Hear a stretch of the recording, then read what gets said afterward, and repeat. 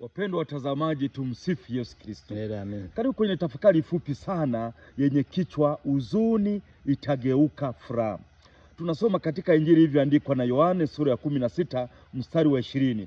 Huzuni yenu itageuka furaha. Hayo ni maneno ya Bwana wetu Yesu Kristo. Huzuni ni sehemu ya safari, sio mwisho wa safari. Mwisho wa safari ni furaha. Baada ya dhiki, faraja. Baada ya huzuni, furaha. Mwenyezi Mungu anaweza akaruhusu kilio usiku, lakini asubuhi akaruhusu nyimbo za furaha. Kuna mwanamke mmoja aliyeokoka katika ajali ya meli ya Titanic ilipozama. Yule mwanamke aliulizwa baada ya kuokoka, kitu gani umebaki nacho? Alipoteza marafiki, alipoteza ndugu, akasema nimebaki na matumaini.